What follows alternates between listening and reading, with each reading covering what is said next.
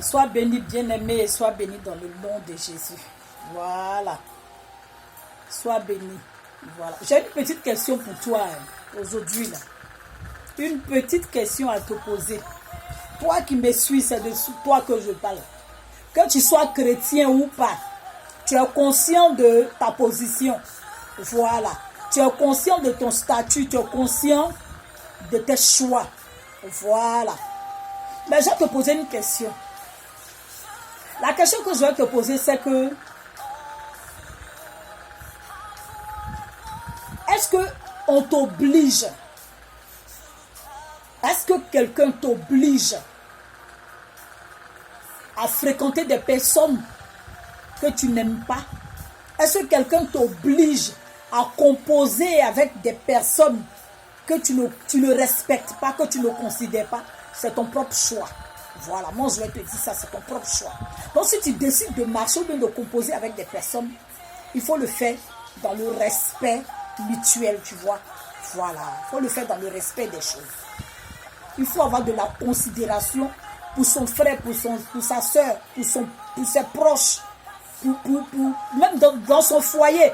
Avec tout, c'est-à-dire tout contact qu'on a avec une personne, une tierce personne, voilà. Il faut qu'on ait du respect pour cette personne. Voilà. Je t'ai posé cette question parce que tu es responsable de tes choix. Voilà. Quand tu décides de faire quelque chose, même de mener, voilà, un projet à bien ou bien de traiter un sujet, personne ne met les mots ni les paroles dans ta bouche. C'est toi-même tu le fais. Voilà. Donc pour ça, là, il faut considérer les autres. Je vais encore te demander, je dis, oh, quand toi tu vas vers un chrétien ou bien tu composes avec une chrétienne ou bien un serviteur de Dieu ou bien une sœur en Christ, en tout cas, tout enfant de Dieu, hein, quand tu composes avec ce genre de personnes-là, tu crois qu'il n'y a que toi seul qui a le sang qui coule dans tes veines. Voilà, il n'y a que toi seul qui a le sang qui coule dans ses veines, qui a un cœur, qui a des os, qui a de la chair. Le chrétien, là, lui, n'a pas de cœur, il n'a pas des os. Sa chair, là, est peut-être faite à part, ou bien il est né d'une autre manière. Hein? Je te pose la question, il faut me répondre, c'est à toi que je m'adresse. Voilà. Je dis, oh, quand tu provoques, c'est-à-dire que tu es dans la provocation, tu es dans les calomnies, hein? Tu fais des faux coups, toujours dans les intrigues bizarres, dans les considérations, voilà, dans le manque de respect, hein? Dans les réactions déplacées qui choquent, qui frustrent, qui blessent. Quand tu fais ça aux chrétiens, là, et puis il réagit, là, tu dis, ah, mais toi, tu n'as pas dit que tu es chrétien, puis c'est toi qui tu réagis comme ça. Aïe, tu n'as pas dit que tu es chante, tu es serviteur de Dieu, ou bien tu es diacre, ou bien tu es diaconesse, ou bien tu es conseiller de l'église. Ah bon? Ah bon? Donc lui, là, il n'a pas de cœur. Il n'a pas de cœur. C'est la question que je te pose. Il faut me répondre. Voilà. Comme la réponse ne vient pas là, je vais te dire. Voilà. Regarde. Quand tu as les comportements bizarres comme ça, comme les pharisiens, au temps de Jésus, là, c'est-à-dire toi-même, tu es conscient de l'acte que tu es en train de poser vis-à-vis de ton frère ou bien de ta soeur, que tu dis chrétienne. Voilà, parce que toi, tu n'as pas dit que tu es chrétienne.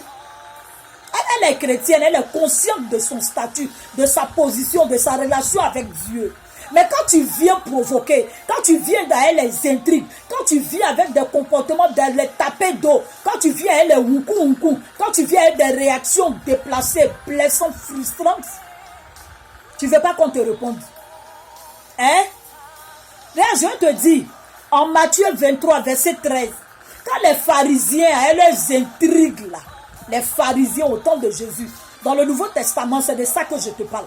Les pharisiens venaient vers Jésus là avec un esprit tordu. Comme toi tu te comportes avec ton frère en Christ ou bien ta soeur en Christ ou bien le frère en Christ ou bien les proches chrétiens là. Et puis après tu as leur dit que aïe, mais tu n'as pas dit que tu es chrétien. Quand tu parles à faire de Dieu, tu fais exhortation. Et puis c'est toi tu réponds comme ça là.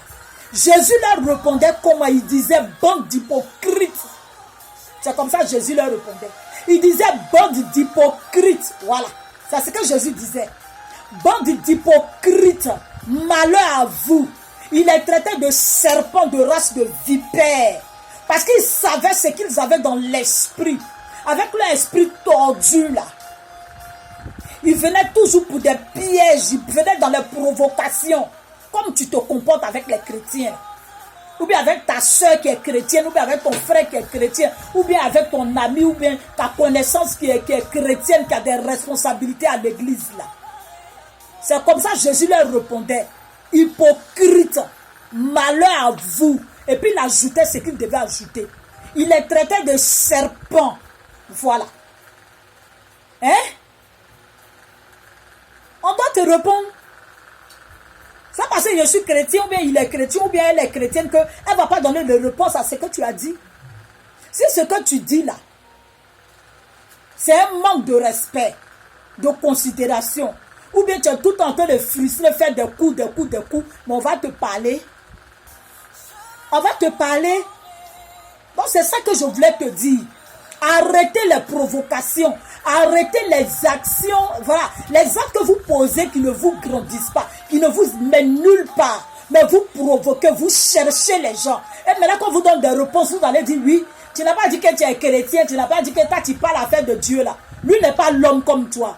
Toi ton sang est rouge. Et puis pour lui là c'est marron quoi. Ou bien pour lui là c'est jaune. Maintenant, bien aimé, toi-même aussi chrétien, frère et soeur, je vais te dire aussi. Tu vois, quand tu es face à ce genre de pharisiens modernes là, voilà, eux c'est des pharisiens modernes. Voilà. Au temps de Jésus là, avec l'esprit tordu là, voilà, les hypocrites là. Jésus les traitait d'hypocrites. Ces hypocrites là, quand tu es face à ce genre d'hypocrites là, ne rentre pas dans la colère. Parce qu'il veut t'amener à pécher. Il veut t'amener à faire les choses, hein, la manière dont le Seigneur n'aime pas. La manière dont le Saint-Esprit n'aime pas. C'est ce qu'il veut t'amener à faire. Tu restes calme. Tu es dans toute ta quiétude. Et puis tu leur réponds. Comme Jésus leur répondait là. Tu leur réponds. Voilà.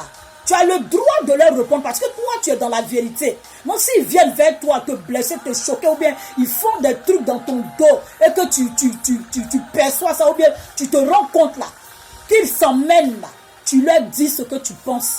Mais pas dans la colère. Si tu t'es mis en colère là, il ne faut pas que tu dormes avec la colère. Il ne faut pas que le soleil se couche avec la colère. Voilà. Donc bien aimé, c'est ça que je voulais te dire. Toi le pharisien moderne là, tu es conscient de ce que tu viens sortir devant le frère, la soeur. Voilà.